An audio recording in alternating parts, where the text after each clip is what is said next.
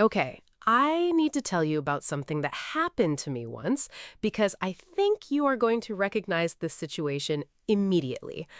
I spent 3 weeks studying a list of new English vocabulary words. Every day I reviewed them. Every day I practiced them. I was so proud of myself. I felt like I was really making progress. And then, 2 weeks later, I sat down to review those same words and almost nothing. Gone. Like my brain had quietly opened a window and let them all fly away while I was sleeping.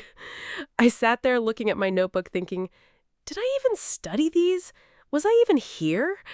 And the frustrating part was that this wasn't the first time it had happened. Maybe you know that feeling too. Today, I want to explain why this happens, because once you understand it, you can actually do something about it. Hi, I'm Luna, and welcome to English with Luna. This is your space. Slow down, breathe, and just listen. No pressure, no tests, no judgment, just a calm and honest conversation about English. I'm really glad you are here with me today. Let me start with something that I think will immediately make you feel better. Forgetting is not a sign that you are bad at learning. Forgetting is actually what brains do. All brains, even very intelligent brains, even the brains of people who seem to remember everything effortlessly. The human brain is not designed to hold on to every piece of information it receives. It is designed to keep what it uses and quietly let go of what it doesn't. So when you forget an English word you studied last week, your brain is not failing you. It is doing exactly what it was built to do. The question is not how to stop forgetting. The question is how to show your brain that English is worth remembering. There's a concept in learning science called the forgetting curve, and I find it really fascinating. The basic idea is this. After you learn something new, you start forgetting it almost immediately. After one day, you might remember about half of what you learned. After a week, even less. After a month, almost nothing. Unless something happened to make your brain decide that information was important. And what makes your brain decide something is important? Simple. It decides something is important if you use it, if you see it again, if it appears in different situations, if it connects to something you care about. That is the key. Your brain keeps what feels necessary and real, and it lets go of what feels like a list on a piece of paper. Think about the words you already know very well in English, the words you never forget, the ones that just come to you automatically when you need them. How did you learn those words? Probably not from a vocabulary list.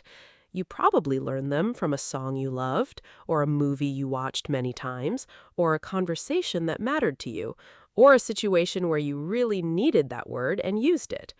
Those words stuck because they had context, emotion, and repetition behind them. They weren't just information, they were experiences. And that is exactly the difference between words that stay and words that disappear. So what can you actually do about this? The first thing, and the most important, is to stop trying to memorize long lists of words in one sitting. I know it feels productive. I know it feels like you are doing a lot. But what you are actually doing is filling a bucket with a hole in the bottom. Instead, learn fewer words, but learn them deeply. Find a new word in a sentence, in a conversation, in a song. Understand not just what it means, but how it feels, when people use it, what situations it belongs to. A word you understand deeply will stay with you much longer than 50 words you studied on a list. The second thing is repetition, but smart repetition. Not reading the same word over and over in one afternoon, but coming back to it the next day, then 3 days later, then a week later, then 2 weeks later.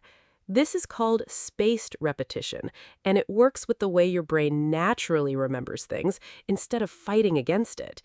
Every time you come back to a word right before you're about to forget it, your brain decides it must be important and it holds on to it a little longer.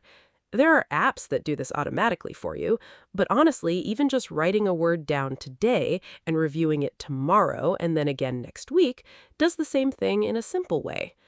The third thing is to use English in real situations as often as possible. And I don't mean perfect situations, I mean any situation. Watch a video in English, listen to a song and actually pay attention to the words, read something simple that you enjoy, leave a comment in English, talk to yourself while you make breakfast. Every time you use a word in a real context, even a small one, you are sending a message to your brain that this word belongs in your life. And your brain listens to that message. It really does. Before you go, here's something I want you to try this week. Think of 3 English words that you keep forgetting, words that you have studied before but they just won't stick. And instead of writing them on a list again, try to use each one in a real sentence today. Write the sentence in the comments if you want. Something from your real life, something that actually means something to you. Because the moment a word lives in a real sentence, in a real thought, in a real feeling, it stops being just a word on a list. It becomes yours. Thank you so much for being here with me today. Take care of yourself, be patient with yourself, and I will see you in the next episode of English with Luna.